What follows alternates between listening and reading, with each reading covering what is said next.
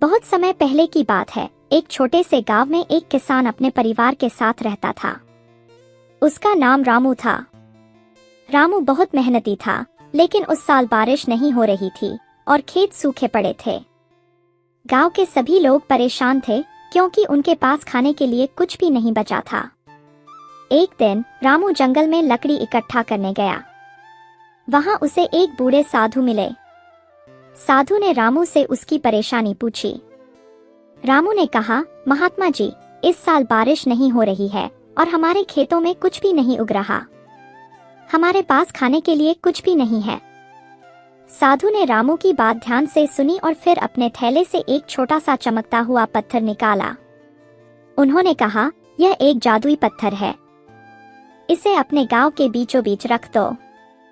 जब भी गांव को पानी की जरूरत होगी, यह पत्थर बारिश लेकर आएगा। लेकिन याद रखना, इस पत्थर का इस्तेमाल केवल जरूरत पड़ने पर ही करना, वरना इसका जादू खत्म हो जाएगा। रामू ने धन्यवाद किया और वह जादुई पत्थर लेकर गांव लौट आया। उसने गांव वालों को साधु की बात बताई। सबने मिलकर पत्थर को गांव के बीच में रख दिया। कुछ दिनों बाद जब गांव के लोग बहुत परेशान हो गए, तब उन्होंने पत्थर की ओर देखा और बारिश की प्रार्थना की।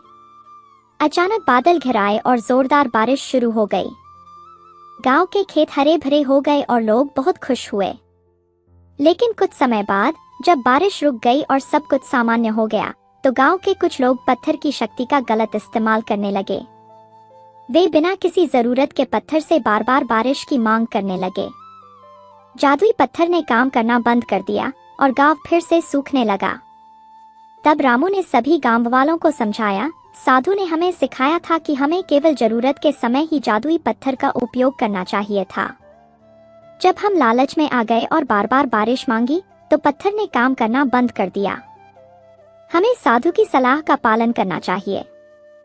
गांव वालों ने अपनी गलती समझी और फिर से पत्थर की सही तरीके से पूजा की। धीरे धीरे मौसम सामान्य हुआ और बारिश भी समय पर होने लगी। अब गांव के लोग समझ गए थे कि मेहनत और धैर्य के साथ जादू से बढ़कर कुछ नहीं।